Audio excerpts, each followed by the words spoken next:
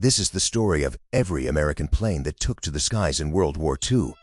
From nimble fighters to massive bombers, from vital transports to early drones, each aircraft had its mission, and some left a mark on history.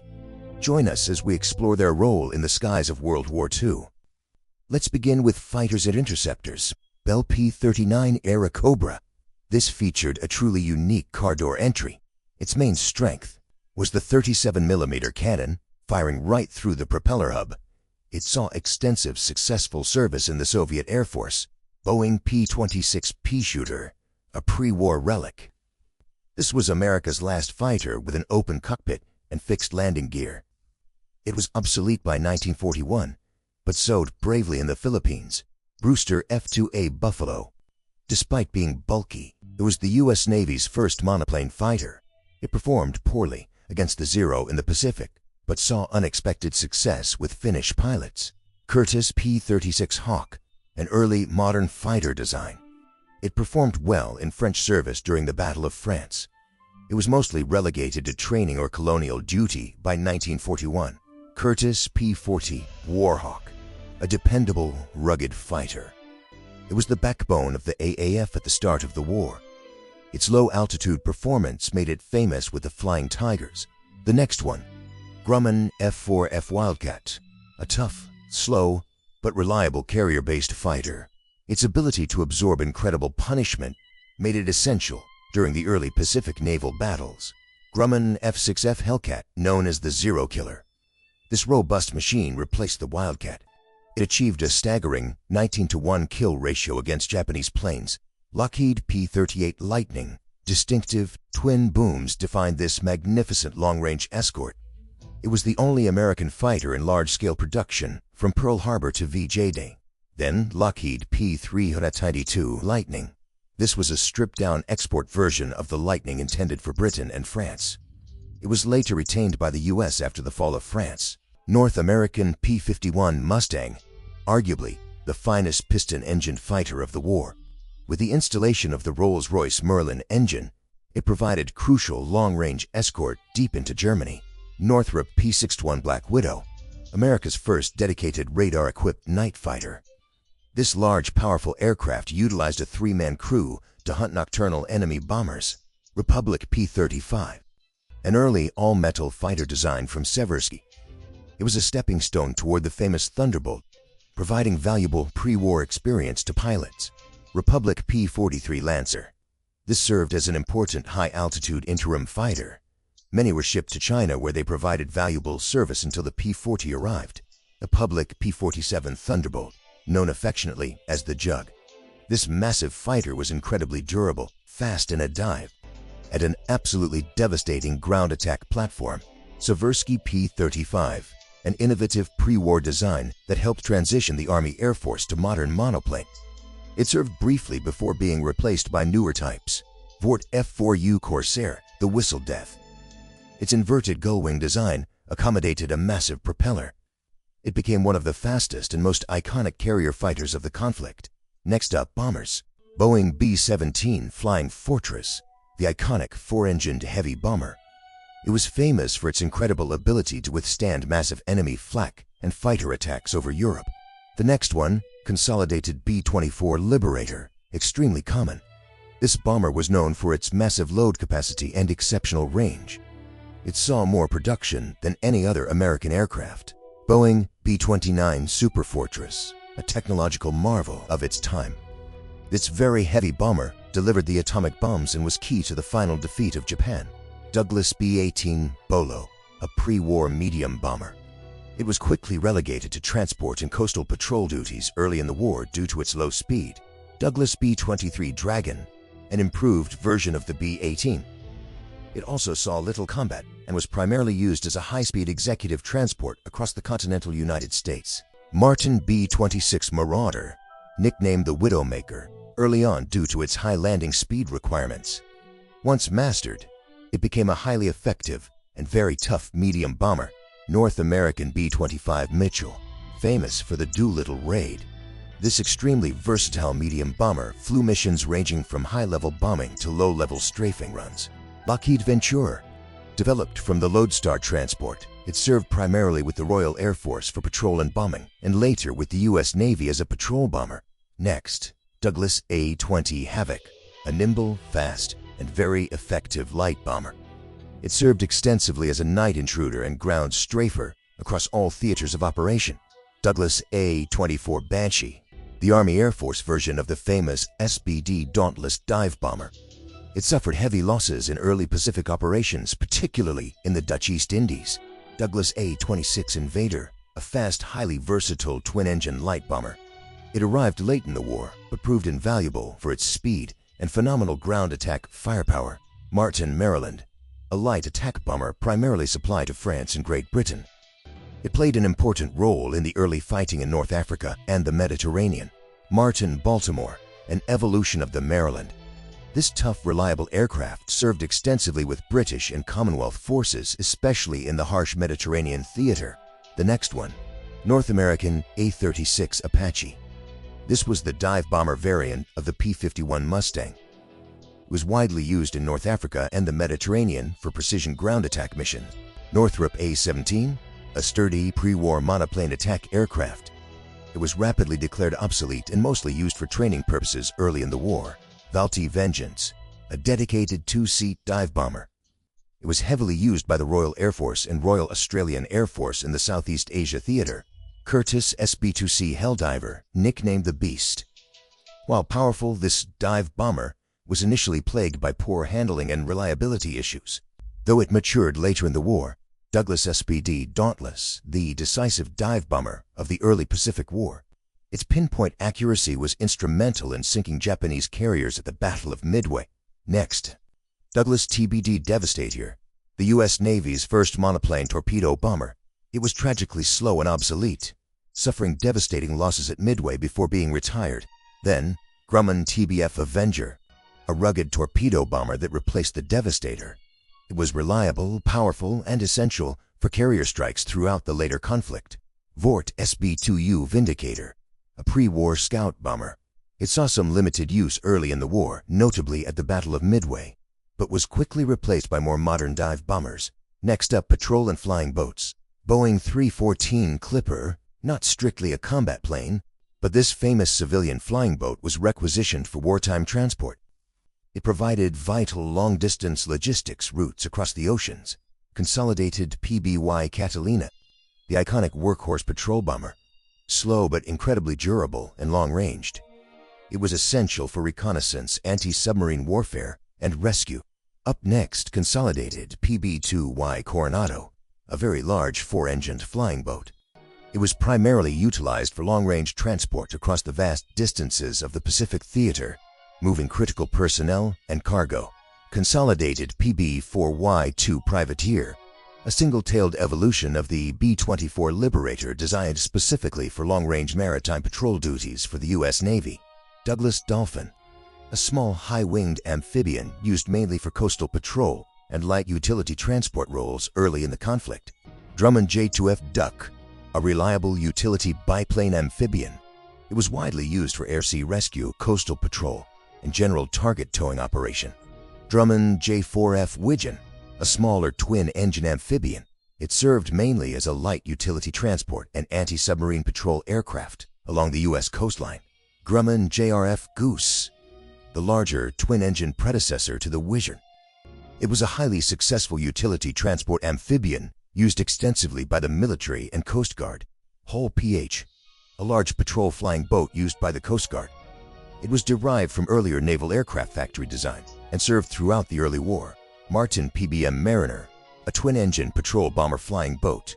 It was a mainstay of anti-submarine warfare operations, particularly essential in the Battle of the Atlantic. Naval Aircraft Factory N3N, a rugged, bright yellow biplane primary trainer. It was affectionately nicknamed Yellow Peril and taught thousands of naval aviators how to fly.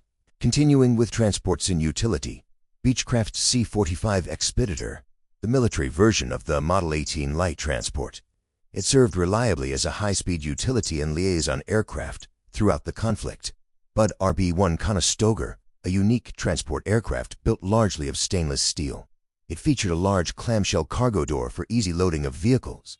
Up next, Cessna C-165 Airmaster, a small high-wing civilian aircraft pressed into military service as a light utility transport and liaison plane during the immediate wartime buildup.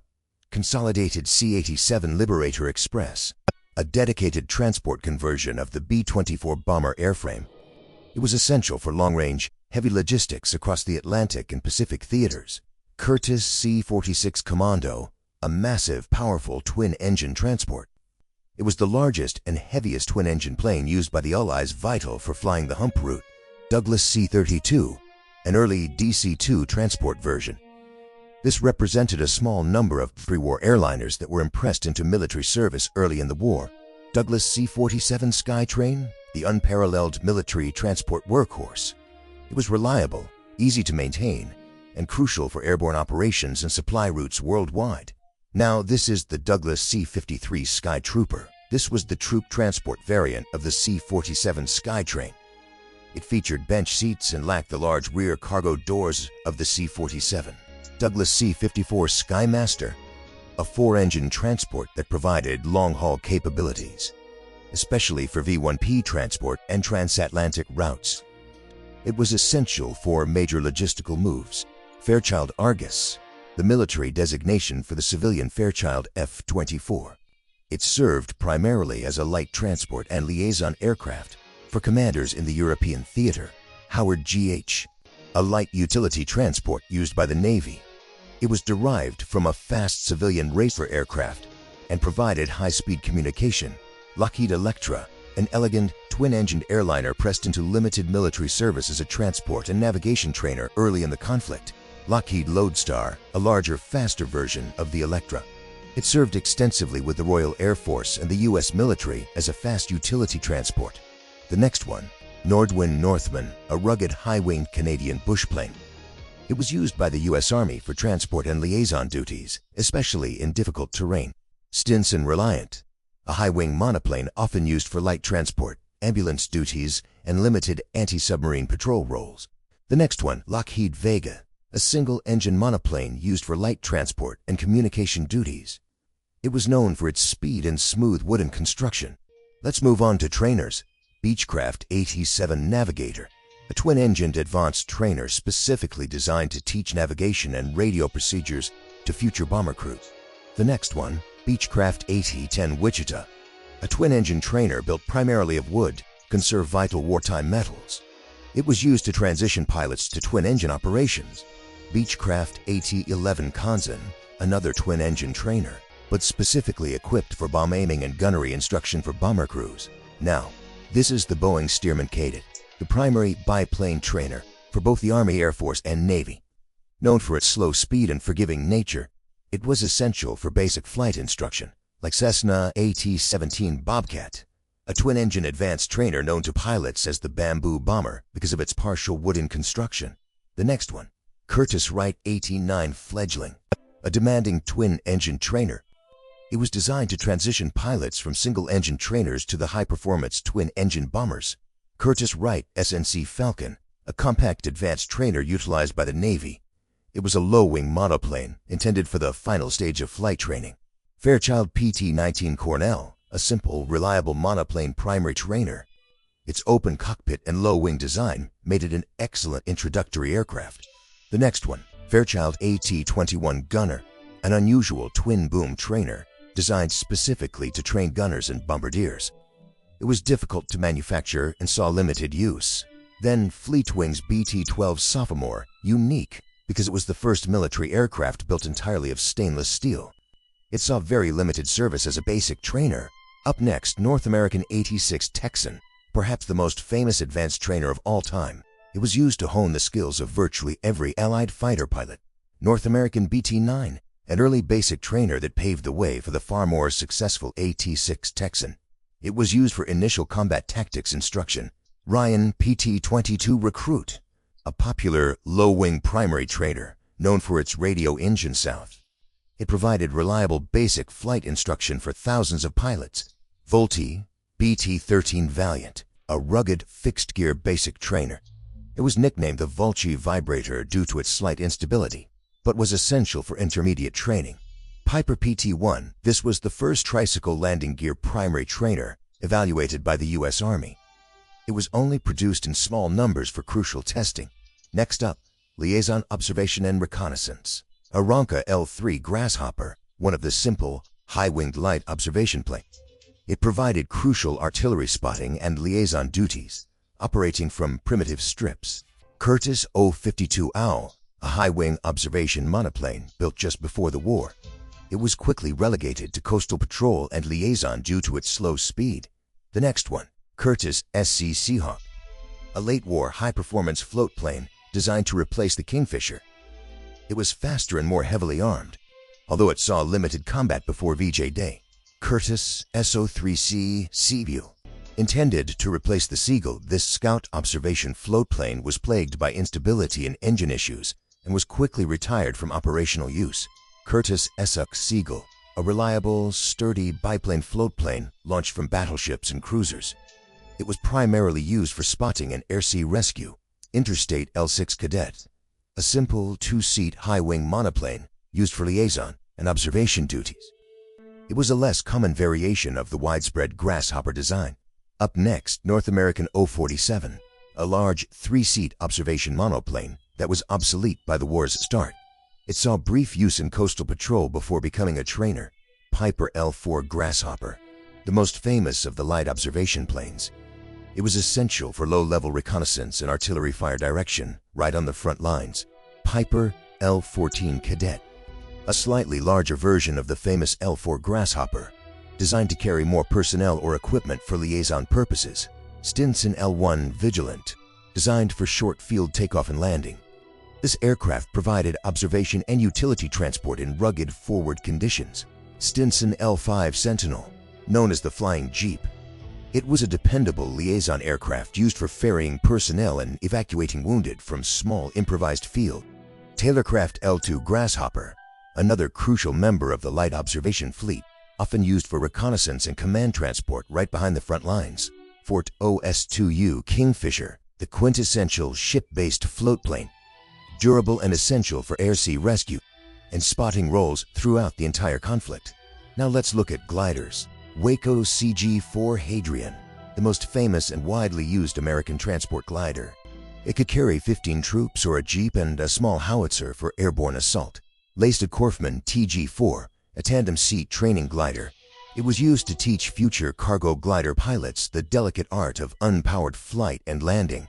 Continuing with helicopters. Sikorsky R-4 Hoverfly, the world's first mass-produced helicopter.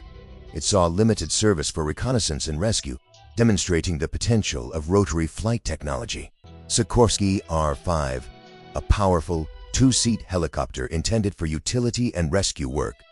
It was a significant step up in capability from the earlier R-4. Next, Sikorsky R-6, an improved version of the R-4, designed to be faster and more stable. It was used primarily for observation and liaison roles in the late war, finishing off with drones and pilotless aircraft. Culver PQ-8, a radio-controlled target drone used extensively to train anti-aircraft gunners. It represented an early step in autonomous flight development. Culver PQ-14, a larger, faster, and more advanced radio-controlled target than the PQ-8. It improved the realism of essential anti-aircraft training, interstate TDR, and early naval radio-controlled assault drone. These primitive flying bombs were tested for use against heavily defended Japanese targets.